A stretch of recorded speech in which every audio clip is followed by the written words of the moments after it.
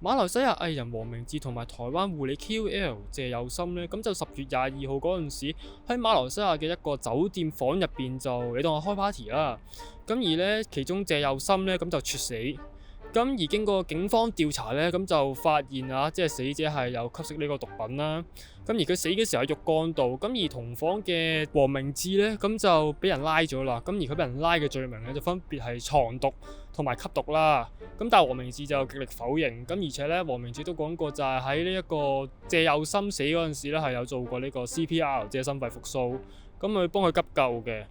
咁而喺大馬即係新聞入邊講呢，就係話佢身上有9個藥丸啦，並且咧亦都喺驗尿嗰陣時驗到係對4種毒品係呈陽性反應嘅。咁但係咧之後黃明志咧咁就有喺呢一個 Facebook post 嗰度出咗個 page，咁就話啦係啲媒體捕風捉影，同時亦都投訴咧馬來西亞嗰邊嘅救護車咧就嚟得比較遲係啦，喺乜 delay 咗1個鐘之後咧先至嚟到現場，咁啊有機會令係就係因為錯過咗呢個你當係黃金時期咁啊失救啦。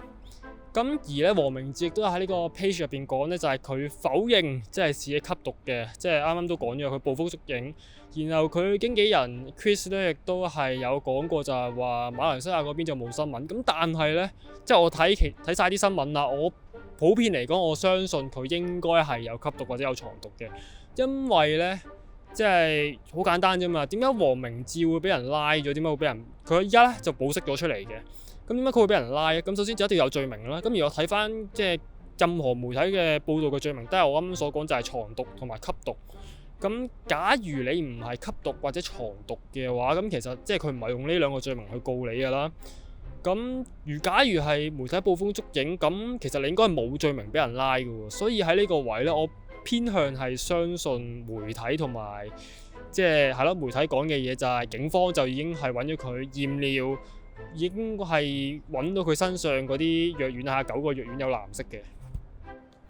而我睇翻呢，即係馬來西亞嗰邊嘅刑罰呢，一係就有期徒刑，一係無期徒刑，而且呢就額外會有鞭刑嘅。咁當然啦，馬來西亞都有死刑嘅。